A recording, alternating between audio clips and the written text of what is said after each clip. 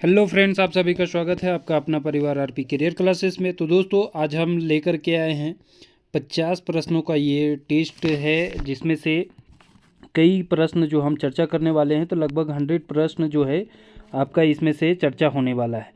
तो आप अंत तक ज़रूर बने रहें हमारे साथ, और साथ ही नए विद्यार्थी चैनल को सब्सक्राइब करके बेल आइकन को ज़रूर दबा लें। बेहतरीन प्रश्नों का सेट जो है 50 हम करने वाले हैं, लेकिन इसमें बहुत सारे प्रश्न जो हम डिस्कशन करने वाले हैं। ठीक है, तो चलिए स्टार्ट करते हैं आज का पहला प्रश्न। पहला प्रश्न क्या कहता है कि खोठा में कुल कितने व्यंजन का प्रयोग हो है।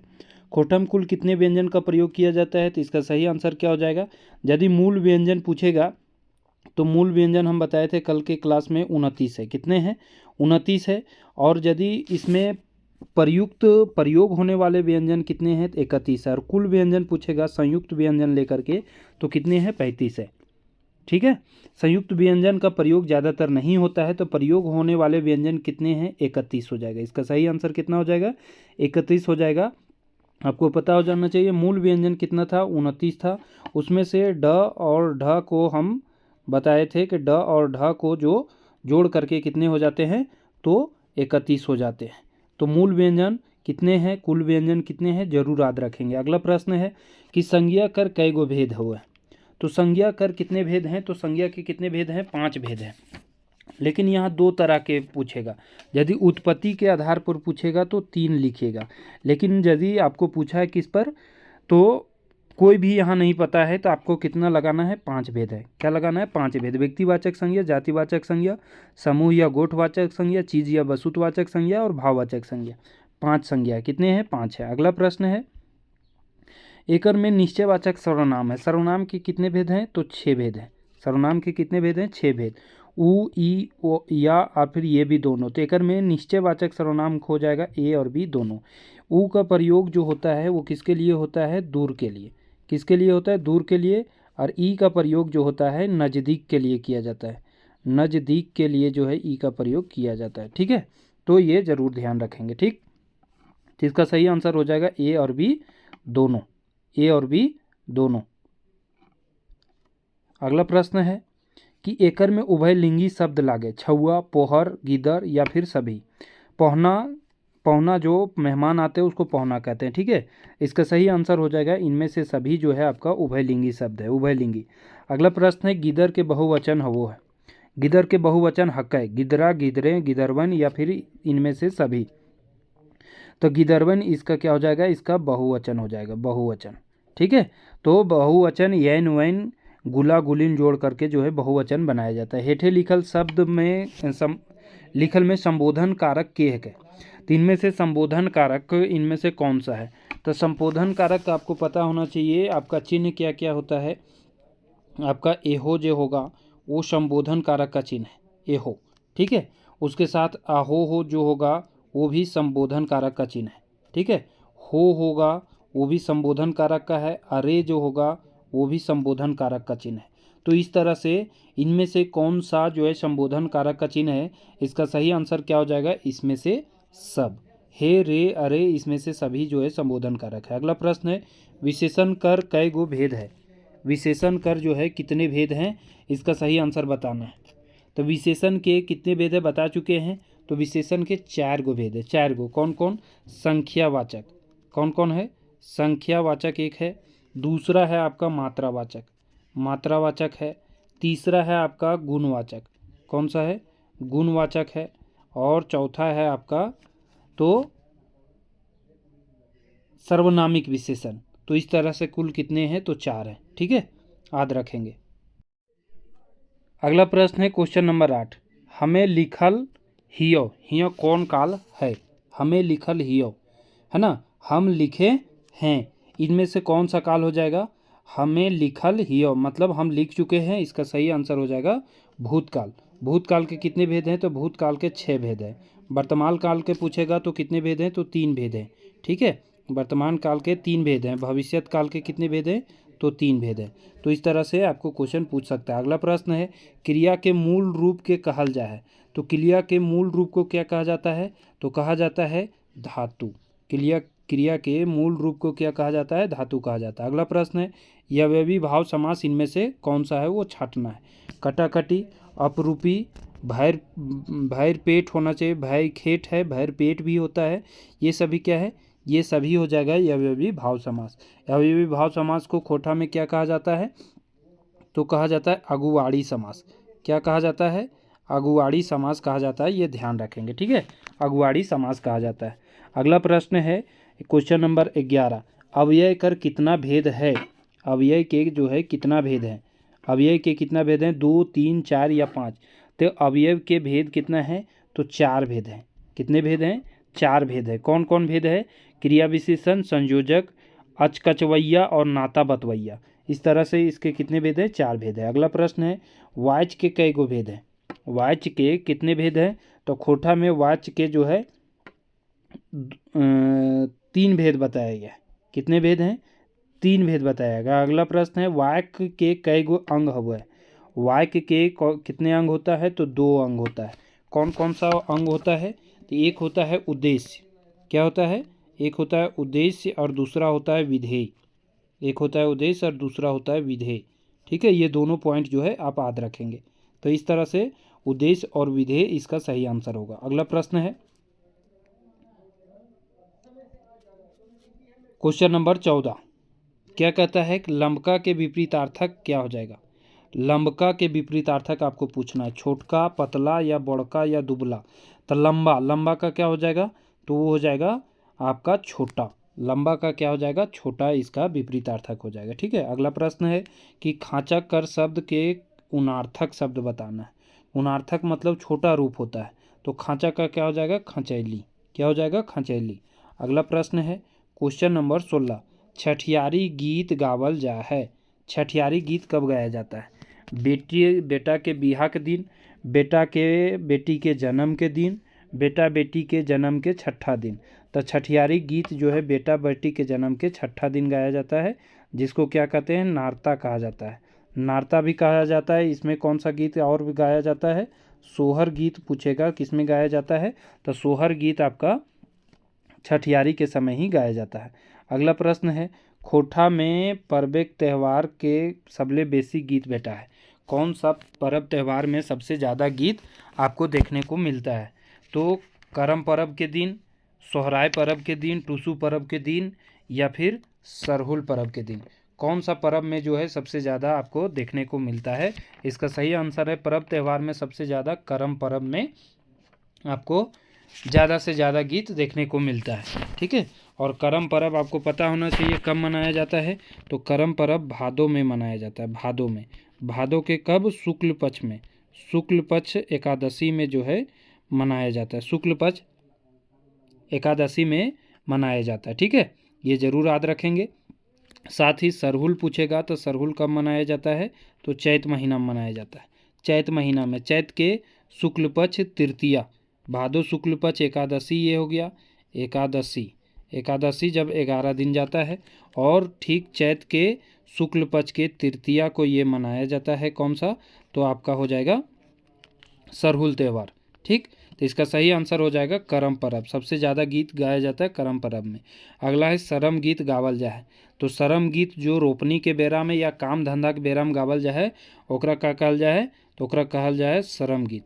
काम धंधा के बेरा में गावल जाए वाला गीत को क्या कहा जाता है, श्रम गीत कहा जाता है। अगला प्रश्न है खेल गीत के गावोहत।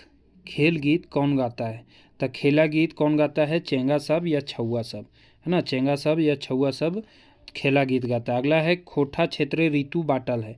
तो वर्षा ऋतु, गर्मी ऋतु, शीत ऋतु, ये तीनों ऋतु हो जाएगा। ऋतु में सबसे ज़्यादा गीत गाया जाता है किसमें, तो वर्षा ऋतु में, ठीक है। और सबसे कम गाया जाता है शीत ऋतु में। कितना गीत गाया जाता है, 3 ही गीत गाया जाता है। कौन कौन सा गीत है, तो चाचर गीत, घेरा गीत, डोहा गीत। गर्मी ऋतु में आपका हो जाएगा निरनिया, रसधारी, मोटा ताल, मेही ताल, डहरुआ। क्वेश्चन इससे पूछ सकता है हमनी सब एक कैसन रचना लागे। हमनी सब एक जो है कैसा रचना है वो आपको बताना है। तो हमनी सब एक किस में छपा हुआ है, तो एक पथिया डोंगल महुआ में छपा हुआ। किस में, एक पथिया डोंगल महुआ, ठीक है। इसमें से कुल कितनी कविताएं हैं, 47 कविता, जिसमें से आपको 10 कविता ही पढ़ना है।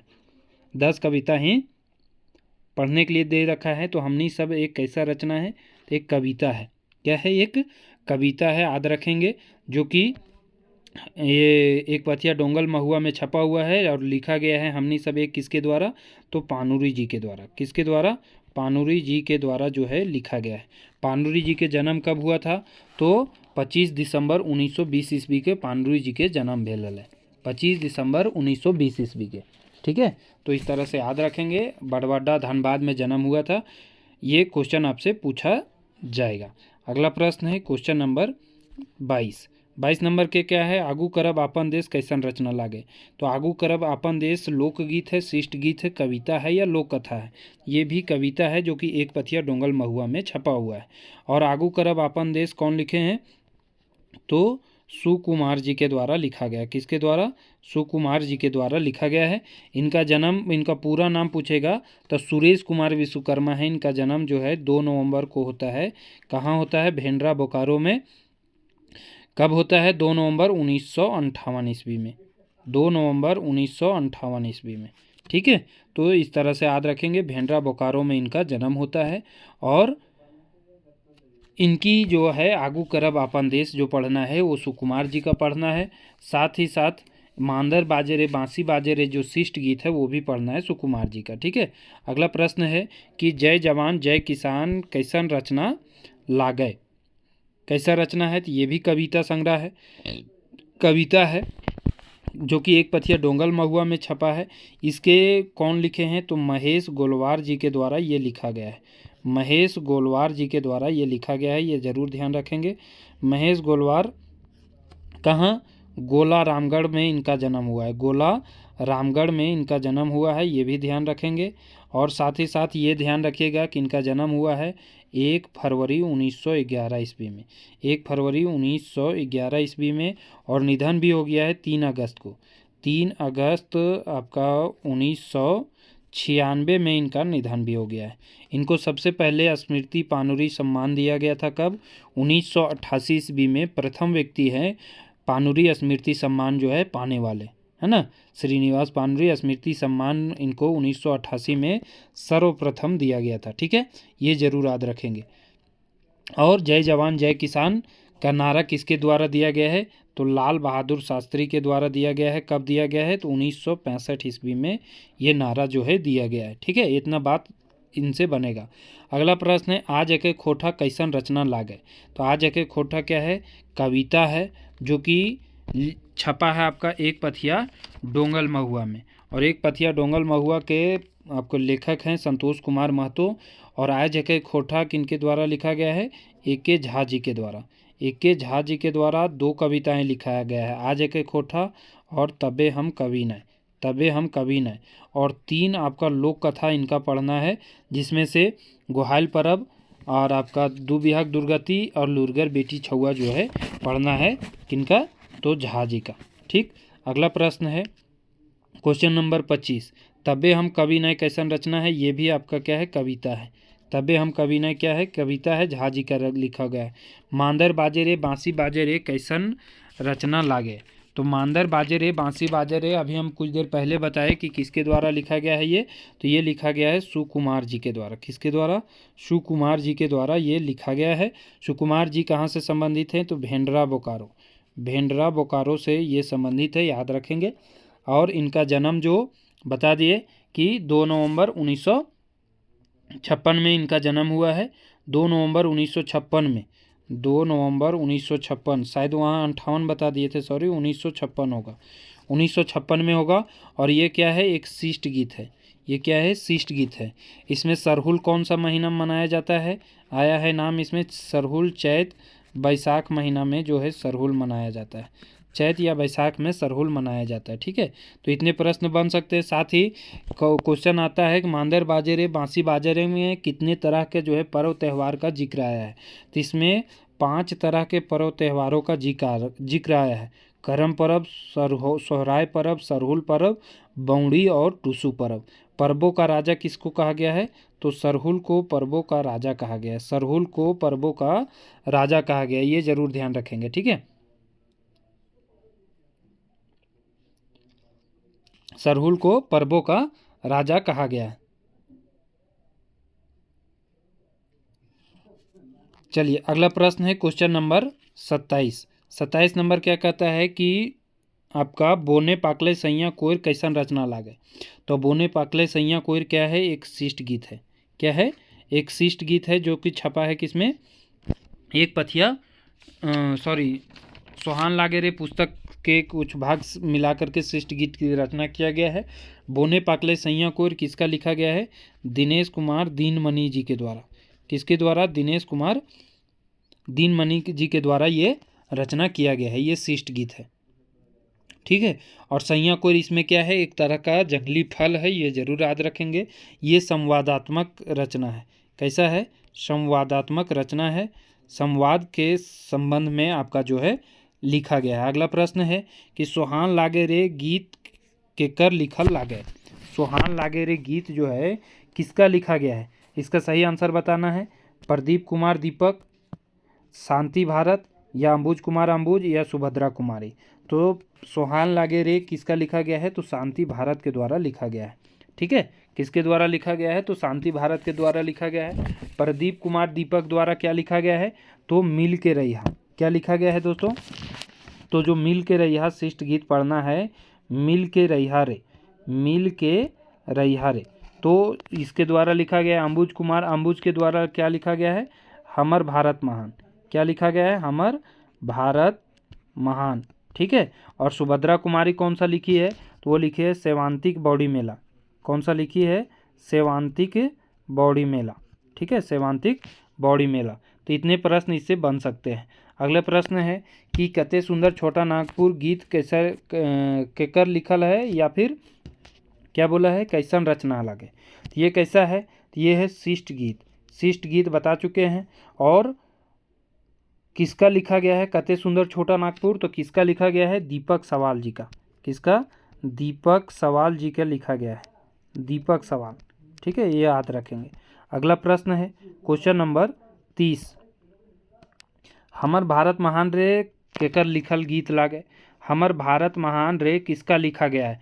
ऐसे क्वेश्चन आपके बनेंगे कि हमर भारत महान रे के डोंगवैया के हथिन। ठीक है, तो केकर लिखल गीत लागे हमर भारत महान रे, तो अंबुज कुमार अंबुज जी का। 12 डी बोकारो इनका जन्म हुआ था। कब हुआ था, तो 15 सितंबर। कब हुआ था, 15 सितंबर 1967 ईस्वी में। 1967 ईस्वी में। और साथ ही बताए हैं कि कौन कौन भाई हैं, तो अंबुज कुमार अंबुज और दीनमणि जी जो हैं वो भाई हैं। दीनमणि जी जो हैं वो क्या हैं, भाई हैं। ठीक है, ये क्वेश्चन बन सकता है, तो बार बार इसको हम दोहराते रहते हैं, ज़रूर ध्यान रखेंगे। दिनेश कुमार दीनमणि जी और ये जो हैं दोनों भाई हैं, भेंडरा बोकारो के रहने वाले हैं। ठीक है, भेंडरा बोकारो के रहने वाले हैं। सॉरी, 12 डी बोकारो के रहने वाले हैं। 12 डी बोकारो के रहने वाले हैं। भेंडरा बोकारो को कौन है, तो सुकुमार जी हैं, जो कि भेंडरा बोकारो से। ठीक है, तो ये पॉइंट जरूर याद रखेंगे। चलिए अगला प्रश्न की ओर बढ़ते हैं। Question number 31। 7 भाई एक बहन लोक कथा संकलन करता के थी। तो 7 भाई एक बहन और धनिक धदैनी केकर लिखल है, तो शांति भारत के लिखल है। ठीक है, शांति भारत के लिखा गया है। और अरविंद कुमार के द्वारा एक लोक कथा लिखा गया है। कौन सा लोक कथा हो जाएगा आपका, बूढ़ी और ओकर नाती। कौन सा लोक कथा है, बूढ़ी और ओकर नाती। ठीक है, बूढ़ी और ओकर नाती।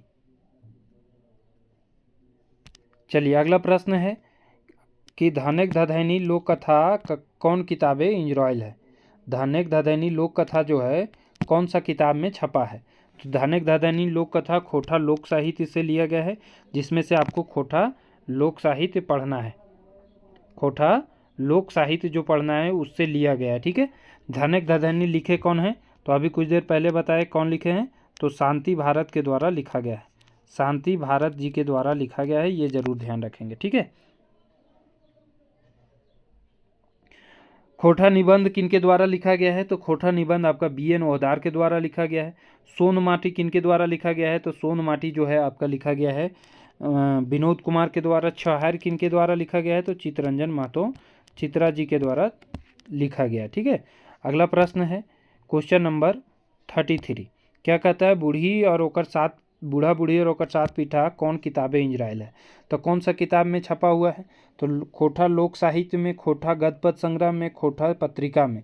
इसका सही आंसर क्या हो जाएगा, तो खोटा लोक साहित्य में छपा हुआ है। और बूढ़ा बूढ़ी और ओकर साथ पीठा कौन लिखे हैं, दिनेश कुमार दीनमणि जी के द्वारा लिखा गया है। दिनेश कुमार दीनमणि जी के द्वारा लिखा गया है। दीनमणि जी एक और लिखे हैं, खूटा भीतर चियाँ गोटा। खूटा भीतर चियाँ गोटा किनके द्वारा लिखा गया है, तो दीनमणि जी के द्वारा लिखा गया है। ठीक है, तो ये 2 प्रश्न बन सकते हैं। अगला प्रश्न है, गुदु पुचु रानी और कौआ के जोहड़वैया कौन थे, तो गुदु पुचु रानी और कौआ किसके द्वारा लिखा गया है, तो बंसीलाल बंसी के द्वारा। बंसीलाल बंसी कहाँ के रहने वाले हैं, तो ये चौफान बोकारो के रहने वाले हैं। कहाँ के, चौफान बोकारो के रहने वाला है, ये जरूर ध्यान रखेंगे, चौफान बोकारो। ठीक है, और इनका जो है जन्म हुआ है 11 मार्च 1954।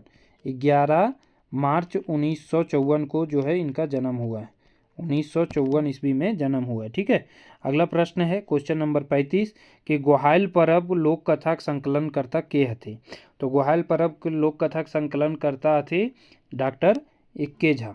किसके द्वारा, डॉक्टर इक्के झा के द्वारा 3 लोक कथा लिखल गया है। कौन कौन, एक तो हो गया ग्वाहाल परब, दूसरा हो गया दू बिहा के दुर्गति, और तीसरा हो गया लुइरगर बेटी छुआ। लुइरगर बेटी छुआ, ये याद रखेंगे, लुइरगर बेटी छुआ लिखा गया है इनके द्वारा। अगला प्रश्न है कि लेखवैया के नाम रो है। आप देखिए किनके बारे में कहा गया है, ये क्वेश्चन थोड़ा सा इसमें छौहार है कि सोन माटी है, किनका है ये पता नहीं है। चलिए आगे बढ़ते हैं। बोनेक लोर माने किए हुआ है। बोनेक लोर मतलब होता है जंगल के आंसू।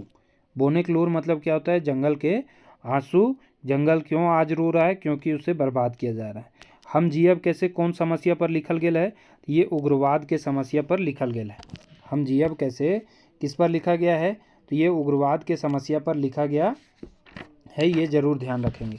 इसमें उग्रवाद के मुठभेड़ में कौन मारा जाता है, तो किसकी, चुनिया के जो पति होता है डमरू, चुनिया के पति जो होता है डमरू, वो उग्रवाद के मुठभेड़ में मारा जाता है, बेगुनाह मारा जाता है। ठीक है, तो इस तरह से याद रखेंगे उग्रवाद समस्या पर। और ये कौन सा पुस्तक में छपा है, छौहार पुस्तक में, जिसको लिखे हैं कौन, चित्तरंजन महतो चित्रा जी लिखे हैं। चित्तरंजन महतो चित्रा जी के लिखल है। ठीक है, ये ध्यान रखेंगे। साथ ही चित्तरंजन महतो चित्रा जी के जन्म कहाँ हुआ था, तो लारी रामगढ़, ये याद रखेंगे, लारी रामगढ़ में। लारी रामगढ़ में इनकर जन्म भेल है। कब हुआ था जन्म, तो बता चुके हैं 6 जनवरी 1946 ईस्वी में चित्तरंजन महतो चित्रा जी के जन्म। और मानल जाता है कि जितिया पर्व के दिन जो है इनकर जन्म हुआ था। जितिया पर्व के दिन जो है इनकर जन्म हुआ था, ये जरूर याद रखेंगे। अगला प्रश्न है कि नावा छोटा जमींदार कौन किताब से लेल गेल है, तो नावा छोटा जमींदार जो है कौन सा पुस्तक से लिया गया है, तो ये आपका पुस्तक है छौहार। कौन सा, छौहार, जिसके लिखे हैं चित्तरंजन महतो चित्रा जी द्वारा। ठीक है, आपका खोटा निबंध कौन लिखे हैं, तो BN ओहदार जो है खोटा निबंध लिखे हैं। चाबी काठी नाटक कौन लिखे हैं, तो पानुरी जी के द्वारा जो है चाबी काठी नाटक लिखा गया है। डाह नाटक कौन लिखे हैं, तो सुकुमार जी जो है डाह नाटक सुकुमार जी का पढ़ना है। जो 10th लेवल और 12th लेवल में सुकुमार जी के बारे में जो है पढ़ना है, 10th लेवल सिलेबस में दे रखा है डाह नाटक। ठीक है, अगला प्रश्न है, अगला प्रश्न क्या कहता है कि सोन माटी कैसन संग्रह है, किताब संग्रह है। सोन माटी जो है कैसा किताब संग्रह है, कहानी और कविता, कहानी और कविता है, कविता संग्रह केवल है, उपन्यास है, या साहित्य की अन्य विधाएं हैं। तो सोन माटी जो है वो कहानी और कविता संग्रह दोनों है। सोन माटी कौन लिखे हैं, तो विनोद कुमार जी के द्वारा जो है सोन माटी लिखा गया है, जरूर याद रखेंगे। इसमें 10 कहानी है और 31 कविताएं हैं। 10 कहानी और 31 कविताएं हैं। विनोद कुमार कहाँ के रहने वाले हैं, तो दारू झुमरा हजारीबाग, दारू झुमरा हजारीबाग के ये रहने वाले हैं। इनका जन्म से भी क्वेश्चन पूछ सकता है, तो इनका जन्म हुआ था 18 नवंबर 1961 ईस्वी को। 18 नवंबर 1961 ईस्वी को इनका जन्म हुआ था, ये याद रखेंगे। ठीक है, अगला प्रश्न है कि श्रीनिवास पानुरी जी के जन्म तारीख बताना है। तो पानुरी जी के बारे में आपसे पूछा जा रहा है कि पानुरी जी के जन्म कब हुआ था या जन्म तारीख बताना है। पानुरी जी के जन्म जो आपको पता होना चाहिए 25 दिसंबर 1920 ईस्वी को हुआ है। इनका निधन भी हो गया है कब, 7 अक्टूबर 1986 ईस्वी को इनका निधन हुआ है। ठीक है, ये रहने वाले कहाँ के थे, जन्म इनका कहाँ हुआ था, बरवड्डा धनबाद में। बरवड्डा जो है धनबाद में इनका जन्म हुआ था, ये दोनों याद रखेंगे। ठीक है, और खोटा दिवस कब मनाया जाता है, 25 दिसंबर के दिन खोटा दिवस मनाया जाता है। इनके पिता का नाम क्या था, तो शालीग्राम पानुरी। क्या नाम था, शालीग्राम पानुरी। ठीक है, माता का नाम पूछेगा तो माता का नाम था दुखनी देवी। क्या नाम था, दुखनी देवी। पत्नी का नाम पूछेगा तो मूर्ति देवी पत्नी का नाम था, मूर्ति देवी पत्नी का नाम था। अगला प्रश्न है कि पानुरी जी के बाप के नाम ला गए।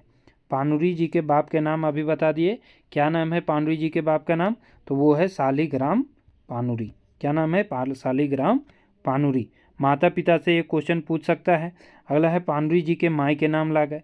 तो पानुरी जी के माई का नाम बताए, दुखनी देवी है। शांति देवी किनकी माँ का नाम है, तो व्याकुल जी की। व्याकुल जी की पत्नी का नाम क्या है, माता का नाम क्या है, तो शांति देवी है। एक क्वेश्चन पूछ चुका है, शिवनाथ प्रमाणिक के माता का नाम क्या है, तो तिनकी देवी है।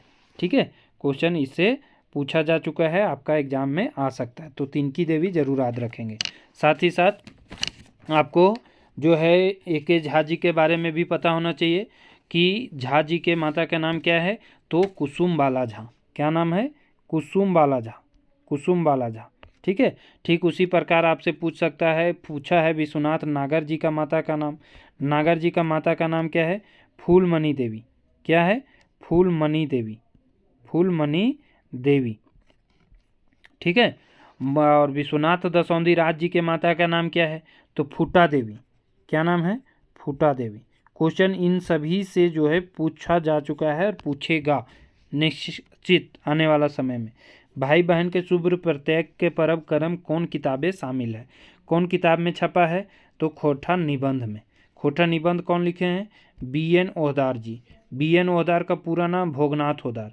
इनको कौन सा उपनाम से जाना जाता है, साव्य साची उपनाम से जो है जाने जाते हैं। ठीक है, जरूर याद रखेंगे, डॉक्टर बी.एन. ओहदार, इनका क्या नाम है, डॉक्टर बी.एन. ओहदार, जरूर याद रखेंगे।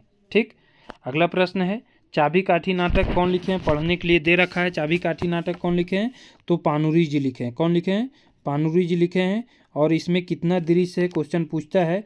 ये क्या है, एकांकी नाटक है। दृश्य कितने हैं, 20 दृश्य हैं। ठीक है, ये जरूर याद रखेंगे। रचना काल इसका माना कब जाता है, 1970 से 80 के दशक में इसका रचना काल माना जाता है। लेकिन ये छपा था कब, 21वीं पुण्यतिथि पर। किसका, पानुरी जी के। कब, वर्ष 2006 ईस्वी में, वर्ष 2006 ईस्वी में। ठीक है, ये जरूर याद रखेंगे। अगला प्रश्न है क्वेश्चन नंबर 45, फूल कर परब सरहुल और तकर प्रासंगिकता कौन किताबें शामिल है। अभी बताए आपका फूल कर परब सरहुल और ओकर प्रासंगिकता कौन किताब में है, तो खोटा निबंध में छपा है। खोटा निबंध में लिखे बी.एन. ओहदार हैं। बी.एन. ओहदार का जन्म बताए कहाँ हुआ है, तो चेटर रामगढ़ में हुआ है। चेटर रामगढ़ में इनका जन्म हुआ है। ठीक है, कब हुआ है, तो 2 सितंबर 1952 ईस्वी को। 2 सितंबर 1952 ईस्वी को इनका जन्म हुआ है। ठीक है, ये जरूर याद रखेंगे। साव्य साची इनका उपनाम है, बता दिए। और खोटा निबंध इनका जो है निबंध संग्रह है। 1990 में जो है पहला प्रकाशन खोटा निबंध का हुआ था। और दूसरा प्रकाशन पूछेगा तो दूसरा प्रकाशन वर्ष 2017 ईस्वी में हुआ है। ठीक है, तो ये दोनों प्रश्न जो है आपको पता होना चाहिए। चलिए अगला प्रश्न है कि भुवनेश्वर दत्त शर्मा जी के जन्म तारीख बताना है। भुवनेश्वर दत्त शर्मा, जिसको हम लोग क्या कहते हैं, व्याकुल जी। क्या करते हैं, उपनाम क्या है, व्याकुल जी। इनका जन्म है 17 मार्च 1908 ईस्वी के। इनका निधन भी हो गया है 17 सितंबर 1984 ईस्वी में। 84 ईस्वी में इनका निधन भी हो गया है, ये भी ध्यान रखेंगे। और इनका जो है गिरिडीह के रहने वाले हैं, इसलिए इनको गिरिडीह भी कवि भी कहा जाता है। और इनका उपनाम क्या है? व्याकुल तो उपनाम है ही, एक उपनाम है राष्ट्र कवि। राष्ट्र कवि कौन कहे थे? तो झारखंड के जो हजारीबाग के राम नारायण सिंह थे, राम नारायण सिंह, इनको जो है राष्ट्र कवि के रूप में कह करके संबोधित किए थे। अगला प्रश्न है कि पानुरी जी के बाप के नाम की लागे। तो पानुरी जी के बाप के नाम बता दिए थे, क्या नाम है? शालिग्राम पानुरी, है ना। और भुवनेश्वर दत्त शर्मा के बाप का नाम पूछेगा तो क्या नाम है भुवनेश्वर दत्त शर्मा का? तो बालदेव प्रसाद। क्या नाम है? बालदेव प्रसाद। झा जी के बाप के नाम पूछेगा, ए.के. झा जी का, तो वो है आपका लक्ष्मी नारायण झा। ठीक है, तो इस तरह से रिलेट करके आपको पता होना चाहिए। ए.के. झा जी का पूरा नाम पूछा है, क्या पूछा? पूरा नाम। इनका नाम है अजीत कुमार झा। जन्म कब हुआ था? तो 20 जून को, 20 जून 1939 ईस्वी को इनका जन्म हुआ था। और इनका निधन हो गया था 29 सितंबर 2013 ईस्वी में। 2013 ईस्वी में इनका निधन हो गया था। ये खोटा पत्रिका जो है तितकी, इसका संपादन किए थे कहाँ से? रामगढ़ से। 1983 ईस्वी में जो है प्रकाशित होता था। ठीक है, तो ये जरूर याद रखेंगे। इनका जन्म जो है कहाँ हुआ था? चांदीपुर बोकारो में। चांदीपुर बोकारो में इनका जन्म हुआ था। झारपात वेदरवाज मौसम वैज्ञानिक के नाम से इनको जाना जाता है। विश्वनाथ दसौंधी राज जी के जन्म बछर बताना। 15 अप्रैल 1943। इनका जन्म कब हुआ था? 15 अप्रैल 1943 को हुआ था। और इनका राज जी का जो है निधन भी हो गया था। कब हुआ था निधन? तो वर्ष 2009 ईस्वी में। कब? तो 16 अक्टूबर 2009 में इनका निधन भी हो गया है। ये प्रश्न पूछ सकता है। इनका जन्म कहाँ हुआ था? तो भट्ट मुरना कतरासगढ़ जो है धनबाद में इनका जन्म हुआ है। भट्ट मुरना कतरासगढ़ धनबाद में इनका जन्म हुआ है। ठीक, ये प्रश्न पूछ सकता है। इनका माता का नाम पूछेगा तो क्या नाम है माता का? फूटा देवी। क्या नाम है? फूटा देवी। और पिता का नाम पूछेगा तो क्या नाम है? मुखराम दसौंधी। ठीक है, क्वेश्चन पूछ सकता है। अगला प्रश्न है क्वेश्चन नंबर 50 और आज का अंतिम प्रश्न है कि विश्वनाथ नागर जी के उपनाम क्या रहता है? तो नागर इनका उपनाम है। ठीक है, साब्यसाची किनका है? तो साब्यसाची है आपका बी.एन. ओहदार। झारपात किनका है? तो झा जी का, ए.के. झा जी का। नागर इनका उपनाम है। इनका जन्म कब हुआ था? 7 जनवरी 1939 को इनका जन्म हुआ था। कहाँ हुआ था दोस्तों? तो मूदा गांव धनबाद में इनका जन्म हुआ था। मूदा गांव धनबाद में इनका जन्म हुआ है, जरूर याद रखेंगे। और नागर इनका उपनाम है। इनके पिता का नाम पूछेगा तो क्या नाम है? जादू रवानी। क्या नाम है? जादू रवानी। और इनका पूरा नाम पूछेगा तो विश्वनाथ रवानी नाम है। जादू रवानी, विश्वनाथ रवानी। और इनका माता का नाम पूछ चुका है एग्जाम में, क्या है? फूलमणि देवी। क्या है? फूलमणि देवी। तो इस तरह से जो है याद रखेंगे। ठीक है, इतना प्रश्न इनसे बन सकता है। इनका एक रचना है जो कि काफ़ी फेमस है। कौन सी रचना है? वो है सुलग साय। क्या है? सुलग साय जो रचना है जो काफ़ी फेमस है। और इसमें किसके जीवन पर आधारित है? ये कर्ण के जीवन, महाभारत के कर्ण के जीवन पर आधारित है। 11 खंडों में विभाजित है। कितने खंड है? 11 खंड है। क्वेश्चन पूछ सकता है। ठीक है, तो इतने प्रश्न इससे बन सकते हैं। अगला प्रश्न है, हाँ ठीक है दोस्तों, तो ये 50 प्रश्नों का ये सेट जो है आपका समाप्त हुआ। आपको ये कैसा लगा आप सभी ज़रूर कमेंट करके कमेंट बॉक्स में बताएं और एक लाइक और शेयर ज़रूर करें। साथ ही बता दें कि आप हमारे आरपी करियर क्लासेस से नहीं जुड़े हैं एप्लीकेशन से तो जुड़ें। नए विद्यार्थी चैनल को भी सब्सक्राइब करके बेल आइकन को ज़रूर दबाएँ। इसमें मात्र 49 रुपीज़ में आपको जो है टेस्ट सीरीज अवेलेबल करवाया जा रहा है। तो टेस्ट सीरीज के लिए जो है ज़रूर जुड़ें। 49 रुपीज़ में टेस्ट सीरीज आपको जो है दिया जा रहा है। टेस्ट सीरीज के लिए आप इसे ज्वाइन जरूर करें। ठीक है दोस्तों, थैंक यू, धन्यवाद।